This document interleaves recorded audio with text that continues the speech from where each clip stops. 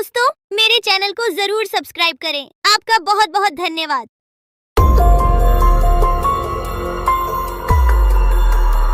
बहुत साल पहले की बात है। लक्ष्मीपुर के जंगल में एक पुरानी झील थी। वहां दिन में तो कोई घटना नहीं होती, पर थोड़ा सा भी अंधेरा छाते ही वह झील एक खूनी झील बन जाती। उस दौरान जो भी जानवर उस झील पर पानी पीने आ जाता, वह जिंदा वापस नहीं आता। कहाँ जाता, आज तक किसी को उसका पता नहीं चला था। यही वजह थी कि जंगल के सारे जानवरों ने, यहाँ तक कि जंगल की राजा शेर ने भी उस झील को खूनी झील घोषित कर दिया था। अब पूरे जंगल में कोई भी शाम को उस झील की तरफ जाने की हिम्मत नहीं करता था।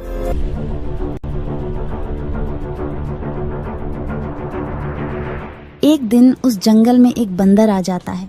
उसकी और खरगोश की मुलाकात होती है। अरे बंदर भाई, कौन हो तुम? पहले तो तुम्हें इस जंगल में कभी नहीं देखा।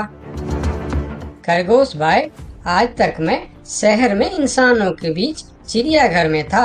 किसी तरह आजाद होकर आया हूँ। क्या इस जंगल में मेरे रहने के लिए कोई जगह है? हाँ बंदर भाई, ये हम जैसे जानवरों का घर है, इंसानों का चिड़ियाघर नहीं। आओ, मैं तुम्हें पूरी जंगल की सैर करवाता हूँ, सारी जगह के बारे में बताता हूँ। जो जगह पसंद आए वहीं टिक जाना। और खरगोश बंदर को पूरा जंगल घुमाता है। हाथी, जिराफ जैसे कई जानवरों के रहने की जगह ही नहीं, वहाँ के राजा शेर की भी गुफा दिखाता है, पर उस खूनी झील के बारे में ना बताता है और ना उसे वह दिखाने ले जाता है। बंदर वहीं बरगद के एक बड़े से पेड़ को अपने रहने के लिए पसंद कर लेता है। वहां रहते हुए अभी उसे 2 दिन ही गुजरते हैं कि तीसरे दिन शाम को घूमता हुआ वह उसी खूनी झील के पास पहुंच जाता है। अरे वाह, कितने सुंदर झील है। जी तो करता है ठंडे ठंडे पानी में कूद कर नहा लूं, लेकिन सर्दी होने का डर है। चलो, आज सिर्फ ठंडा ठंडा पानी से अपना प्यास ही बुझा लेते हैं।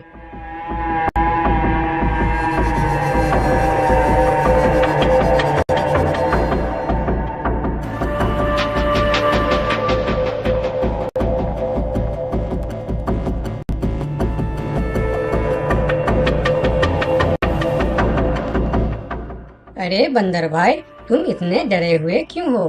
कहाँ से आ रहे हो?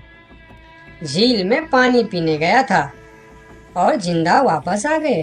क्या मतलब? तुम्हें पता नहीं? वह इस जंगल की खूनी झील है। शाम होने पर कोई भी वहां जाता है तो जिंदा वापस नहीं आता। उसकी लाश का भी पता नहीं चलता कि वह कहाँ गायब हो जाती है। इसीलिए शाम होते ही कोई भी उस खूनी झील की तरफ नहीं जाता। ये हमारे राजा का आदेश भी है। कमाल है, मुझे तो पता ही नहीं। कैसे पता नहीं? तुम्हें वह खरगोश भाई ने बताया नहीं? लो, खरगोश भाई भी आ गया। अरे खरगोश भाई, आपकी वजह से आज बंदर भाई की जान जाते जाते बची। मेरी वजह से? हाँ, तुमने बंदर भाई को पूरा जंगल घुमाया, हर जगह के बारे में बताया। इस खूनी झील के बारे में क्यों नहीं बताया? भूल गया भाई, मैंने तो सोचा ये तो पेड़ पे रहते हैं, इन्हें झील से क्या काम। अभी अभी इन्हें खूनी झील की खूनी ने पकड़ने की कोशिश की, ये तो बाल बाल बच गए, वरना खूनी झील की खूनी, क्या तुमने उसे देखा? क्यों, क्या तुम लोगों ने आज तक नहीं देखा? नहीं, हम में से कोई कभी भी शाम को उस तरफ जाते ही नहीं और दिन में कोई घटना नहीं होती। और यह बात वह जाकर शेर के दरबार में सभी को बताता है। उसकी बात सुनकर किसी को भी यकीन नहीं आता है। क्या बात कर रहे हो बंदर? मैं सच कह रहा हूँ महाराज, लेकिन हम लोगों तो कभी आज तक देखा ही नहीं, क्योंकि आप लोग उसे खूनी झील समझकर दिन में ही वहाँ जाते हो और शाम होते ही आप लोग डर के मारे वहाँ जाना बंद कर देते हो। पूरे दिन वह मगरमच्छ झील में छुपा रहता है, शाम होते ही चुपचाप निकलता है और झील के पास पानी पीने आए जानवरों को खा जाता है। और आप लोग समझते हैं कि यह झील ही खूनी है, जबकि खूनी यह झील नहीं, इसमें छिपा हुआ मगरमच्छ है। हमें तो यकीन नहीं हो रहा है। वही तो बंदर भाई, हमें अगर पहले पता होता कि आप इतने बड़े झूठे हो तो हम अपने जंगल में आपको रहने की कभी जगह नहीं देते। अरे यार, आप लोग मेरे बात पर यकीन क्यों नहीं करते? मैं आप लोगों का भलाई के लिए ही बोल रहा हूँ। अगर तुम्हारी बात सच्ची है तो क्या तुम उस मगरमच्छ को हमें दिखा सकते हो? क्यों नहीं महाराज, आज शाम होते ही आप लोग वहाँ जाकर पेड़ और पत्थरों के बीच छुप जाना। और फिर शाम को वह सभी उस खूनी झील के पास जाकर छिप जाते हैं। झील के किनारे जाकर बंदर 2-3 बड़े बड़े पत्थर उस झील के पानी में फेंकता है। पत्थर के गिरने की छपाक छपाक की आवाज सुनकर मगरमच्छ पानी के अंदर चलता हुआ शिकार करने वहां आता है। मगर वहां पेड़ के पीछे छिपे दिखाई देते हाथी को देखकर वह सावधान हो जाता है और सोचता है, अच्छा, तो यह लोग मुझे छुपकर देखने आए हैं। अब मैं क्या करूं? हाँ, ये लोग तो बेवकूफ है। इन्हें फिर से बेवकूफ बनाते हैं। मैं फिर से पत्थर बन जाता हूँ। देखा, हमने कहा था ना, झील में एक बड़ा सा पत्थर है। हाँ, देखो, यही पत्थर तो हमें हमेशा रात में दिखाई देता है। हाँ, वही तो। ये पत्थर सिर्फ रात को क्यों दिखता है, दिन में क्यों नहीं दिखता, कभी सोचा है? हाँ, रात को चंद्रमा की वजह से पानी में ज्वार आता है तो वह पत्थर ऊपर हो जाता है। दिन में ज्वार नहीं आता तो पत्थर पानी में डूबा रहता है। उनकी बेवकूफी भरी बातें सुनकर बंदर परेशान हो जाता है। अरे यार, तुम लोग भी ना समझते ही नहीं। ठीक है, चलो एक काम करते हैं। तुम लोगों को लगता है ना कि वह बड़ा पत्थर, कि वह बड़ा ही मजबूत पत्थर है। अगर यह खुद ही बता दे कि यह एक मजबूत पत्थर है तो मैं भी मान जाऊंगा और अभी गुलाटी मारते हुए झील में छलांग लगा दूंगा और तैरता हुआ इस तरफ से उस तरफ चला जाऊंगा। यह सुनकर मगरमच्छ के मुंह में पानी आ जाता है। लगता है आज बंदर का नरम नरम मांस खाने का मौका मिलेगा। वैसे भी ये सारे जानवर बेवकूफ है। आज तक मुझे पत्थर ही समझते आए हैं। मैं पत्थर हूँ, मैं मजबूत पत्थर हूँ। सुना आप लोगों ने? ये कैसे आप लोगों को बेवकूफ समझता है? अरे पत्थर भी कभी बोलते हैं क्या? अब सभी की समझ में बंदर की बात आ जाती है। रात भर सभी शेर राजा की गुफा में मीटिंग करते हैं। बंदर सही कह रहा था। यह मगरमच्छ जरूर कहीं दूसरे जगह से हमारे जंगल में आ गया है। लेकिन अब क्या करे? अगर धरती पर होता तो मैं उसे धूल चटा देता था, लेकिन पानी में हमारा शक्ति कम हो जाती है। तो क्या इससे हमें कभी छुटकारा नहीं मिलेगा महाराज? मेरे ख्याल से तो नहीं। मिलेगा महाराज। ये पानी में भी रहेगा, हमें देखेगा भी, मगर वह कुछ कर नहीं पाएगा। ये कैसे हो सकता है? हो सकता है हाथी भाई। बस आप लोग मुझे 2 बड़े बड़े रस्सी दे दो। रस्सी का क्या करोगे? मैं शहर के चिड़ियाखाना में था तो एक एक तरीका सीखा है जानवरों पर कब्जा करने की। हम इस पर कब्जा कर लेंगे। और बंदर को 2 बड़ी बड़ी रस्सी लाकर दी जाती है। फिर बंदर उन सभी के साथ रस्सी लेकर उस खूनी झील पर पहुंचता है।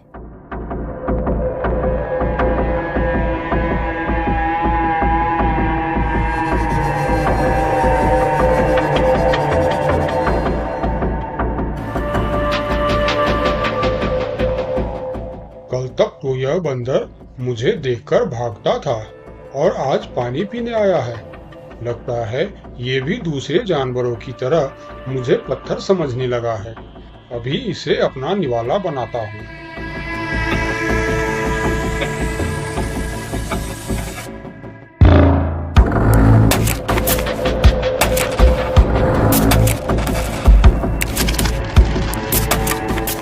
अरे, ये तो भाग भी नहीं पा रहा है।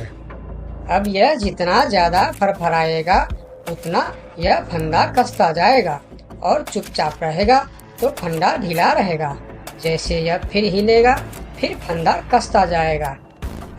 अब ना यह इससे छूट सकता है और ना पानी में जा सकता है। अरे वाह, फिर तो यह हमारा कुछ भी नहीं बिगाड़ सकता। अब हम सारे जानवर इस झील में कभी भी पानी पी सकते हैं, कभी भी नहा सकते हैं। अब यह हमारा कुछ भी नहीं बिगाड़ पाएगा। अरे वाह बंदर भाई, मान गए।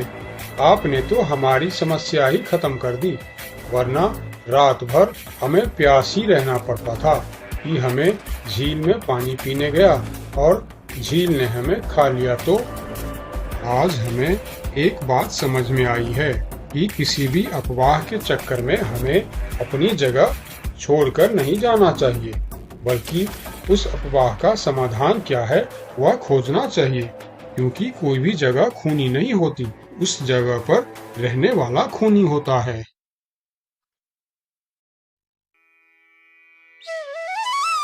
बहुत साल पहले की बात है। लक्ष्मी नगर में एक बहुत बड़ा जंगल हुआ करता था। उस जंगल में शेर खान नाम का एक शेर रहता था। वह जंगल का राजा था। उसके शासनकाल में जंगल के सभी जानवर सुखी और शांति से रहते थे। यदि जंगल में कोई भी जानवर गलत काम करता तो शेर खान उसे दंड देते थे। वह कमजोर जानवरों की रक्षा भी करते थे। एक दिन शेर खान अपने गुफा के सामने बैठे थे। तभी उसका दोस्त भालू उसके पास आया। फिर दोनों दोस्त मिलकर जंगल और जंगल के जानवरों के बारे में आलोचना करने लगे। मैं इस जंगल का सबसे शक्तिशाली जानवर हूँ। मेरे सामने जंगल का कोई भी जानवर टिक नहीं सकता। क्या कहते हो भालू भाई? ये तो तुमने बिल्कुल ठीक कहा, लेकिन हाथी के सामने तुम बिल्कुल चूहे जैसे दिखते हो। क्या ठीक कहा ना मैंने शेर खान? भालू की बात सुनकर शेर खान बहुत क्रोधित हो गए। भालू, तुम्हारी हिम्मत कैसे हुई मेरे बारे में इस तरह की बातें करने की? तुम्हें पता है तुम किसके सामने बात कर रहे हो? मैं इस जंगल का राजा हूँ। तुम मेरे दोस्त हो, इसीलिए तुम्हारे साथ मैं थोड़ा मजाक कर रहा था। तुम मेरे बात का बुरा मत मानना शेर खान। शेर खान नहीं, महाराज कहो महाराज। मैं इस जंगल का राजा हूँ, इसीलिए बाकी जानवरों की तरह तुम भी मुझे आज से महाराज कह के ही बुलाओगे। लेकिन शेर खान, हम दोनों दोस्त हैं, फिर भी तुम ऐसे क्यों बातें कर रहे हो? दोस्त है नहीं, दोस्त थे। आज से हमारी दोस्ती खत्म। आज के बाद मैं तुमसे कभी बात नहीं करूँगा। दोस्त कहकर मेरे सामने कभी मत आना। चले जाओ यहाँ से। अपने दोस्त का इस व्यवहार से भालू बहुत दुखी हुआ और वह वहां से चला गया। उसी जंगल में गोलू नाम का एक बंदर भी रहता था। वह दूसरों की चीज चुराकर भाग जाता था। एक दिन गोलू की चोरी करते समय शेर खान के एक सिपाही के द्वारा पकड़ा जाता है और उसे शेर खान के सामने विचार के लिए लाया जाता है। गोलू को देखकर शेर खान कहते हैं, गोलू, तुम्हारी चोरी की किस्से जंगल के दूर दूर तक मशहूर है। तुम जानवरों के घर में ही नहीं, बल्कि मेरे दरबार में भी बहुत चीज चोरी की है। इसीलिए मैं तुम्हें पहाड़ से गिराकर मारने की सजा घोषित करता हूँ। आज से ठीक 2 महीना बाद तुम्हें पहाड़ से गिराकर मार दिया जाएगा। अपनी मौत की सजा सुनकर गोलू बहुत रोने लगा और बोला, महाराज, मैं अब कभी चोरी नहीं करूँगा। मुझे माफ कर दीजिए महाराज। मेरे घर में छोटे छोटे बच्चे हैं, मुझे छोड़ दीजिए महाराज। लेकिन शेर खान ने उसकी फरियाद नहीं सुना। तब एक सैनिक उसे ले जाकर जेल में बंद कर देता है। उधर गोलू का दोस्त भोलू को जब इस बात का पता चलता है, तब वह गोलू से मिलने के लिए कैद खाने में पहुंच जाता है और उससे कहता है, देखा गोलू, तुम पकड़े गए ना। मैं तुम्हें कितनी बार कहा था कि चोरी करना छोड़ दो। अब क्या होगा बताओ, कैसे निकलोगे यहाँ से? ये सब छोड़ो भोलू भाई, जो होना था वो हो गया। मुझे तो बस अपने परिवार की चिंता हो रही है। काश मैं मरने से पहले उनके लिए कुछ कर पाता। मेरे छोटे छोटे बच्चे हैं, बीवी है, अब उन सब का क्या होगा? मेरे बिना वह भी जीवित नहीं रह सकते। गोलू की बातें सुनकर भोलू सोच में पड़ गया। फिर वह शेर खान के पास गया और बोला, महाराज, मैं गोलू का दोस्त भोलू हूँ। मैं आपसे कुछ कहने आया हूँ। तो तुम गोलू का दोस्त भोलू हो। ठीक है, बताओ क्या कहना चाहते हो तुम। महाराज, मैं चाहता हूँ कि आप गोलू को कुछ दिन के लिए उसके परिवार के पास जाने दें, ताकि वह मरने से पहले अपने परिवार के लिए कुछ इंतजाम कर सके। मरने वाले का आखिरी इच्छा पूरा कीजिए महाराज। आप एक बार उसके परिवार के बारे में भी सोचिए। गोलू ने जो किया उसमें उसकी परिवार की क्या गलती है? अगर आप उसे कुछ दिन के लिए अपने परिवार के पास रहने दोगे तो शायद उसका परिवार बच जाएगा। मैं इस बारे में तुम्हारी कोई मदद नहीं कर सकता। अगर अपने परिवार से मिलने के बहाने गोलू भाग गया तो मैं किसको सजा दूंगा? शेर खान की बात सुनकर भोलू थोड़ा सोच में पड़ गया। फिर बोला, तो ठीक है महाराज, आप गोलू को छोड़ दीजिए। जब तक गोलू वापस नहीं आ जाता मैं उसकी जगह कैद खाने में रहूंगा। और अगर वह कभी वापस नहीं आया तो क्या तुम उसके हिस्से की मौत की सजा भी लोगे? थोड़ा सोचकर बताओ। हाँ महाराज, मैं इसके लिए भी तैयार हूँ। भोलू की बात मानकर शेर खान ने गोलू को कैद से निकालकर भोलू को कैद खाने में डलवा दिया। तब बाहर निकलकर गोलू ने भोलू को बोला, दोस्त तुम चिंता मत करना, मैं समय से पहले ही वापस आ जाऊंगा। ऐसा कहकर गोलू वहां से चला गया और भोलू गोलू की जगह कैद खाने में रहने लगा। इस तरह बहुत दिन बीत गया, लेकिन गोलू वापस नहीं आया। तब एक दिन शेर खान भोलू के पास आया। देखा बंदर, मैंने कहा था ना गोलू वापस नहीं आएगा। अगर कल सुबह तक गोलू वापस नहीं आया तो शर्त के अनुसार कल शाम के समय तुम्हें पहाड़ से गिरा दिया जाएगा।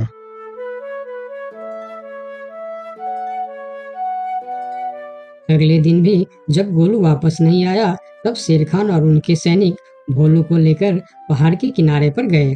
फिर भोलू को खाई के किनारे खड़ा करके शेर खान ने कहा, देखा ना मूर्ख बंदर, तुम्हारे दोस्त तुमको धोखा देकर चला गया। अब तुम मरने के लिए तैयार हो जाओ। लेकिन इस बार भी गोलू नहीं डरा और बोला, कोई बात नहीं महाराज, मैं अपने दोस्त के लिए मरने के लिए भी तैयार हूँ। मैं यह जानकर बहुत खुश हूँ कि मेरा दोस्त अपने परिवार के साथ खुश है। मेरे आगे पीछे और कोई नहीं है, मैं तैयार हूँ महाराज।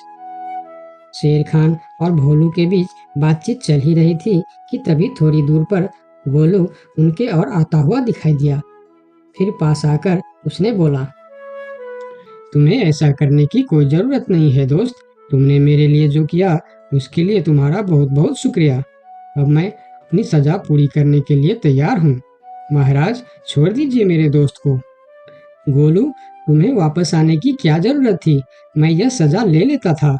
तुम्हारे घर में छोटे छोटे बच्चे हैं, बीवी है, उनका क्या होगा?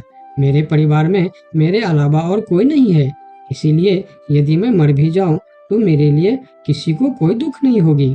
तुम यहाँ से चले जाओ। नहीं दोस्त, गलती मैंने की है, इसीलिए सजा भी मुझे ही मिलनी चाहिए। उन दोनों की दोस्ती को देखकर शेर खान सोचने लगे, ये दोनों अपने दोस्ती के खातिर एक दूसरे के लिए जान देने के लिए तैयार है, और मैं एक छोटी सी बात के लिए अपने सबसे अच्छे मित्र भालू से दोस्ती तोड़ दी। यह मैंने बहुत बड़ा गलती कर दी।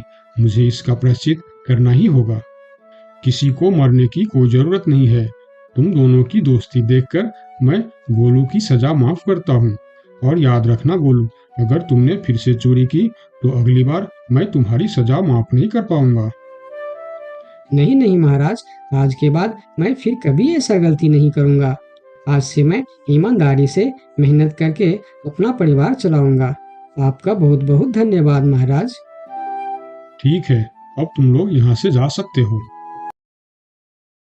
उनके जाने के बाद शेर खान सीधा अपने दोस्त भालू के पास गया। भालू मेरा दोस्त, मैं यहाँ तुमसे माफी मांगने के लिए आया हूँ। मैंने जो उस दिन तुम्हारे साथ व्यवहार किया वह बहुत गलत था। मैं बहुत शर्मिंदा हूँ, मुझे माफ कर दो मेरे दोस्त। लेकिन महाराज, आपने तो कहा था। महाराज नहीं, शेर खान बोलो, शेर खान। आज से तुम मुझे महाराज नहीं शेर खान ही बुलाओगे, क्योंकि दोस्त एक दूसरे के नाम लेकर ही बुलाते हैं। आज से तुम मेरे सबसे अच्छे दोस्त हो। गोलू और भोलू की दोस्ती देखकर शेर खान को अपनी गलती का एहसास हुआ और उसने भालू से माफी मांगी और दोनों फिर से दोस्त बन गए। तो दोस्तों, इस कहानी से हमें यह सीख मिलता है कि कभी-कभी दूसरे के अच्छाइयों को देखकर भी हम अच्छा बन जाते हैं। इसीलिए हमें हमेशा अच्छे लोगों के साथ ही दोस्ती रखनी चाहिए और अच्छे-अच्छे काम भी करनी चाहिए। आपका बहुत-बहुत धन्यवाद।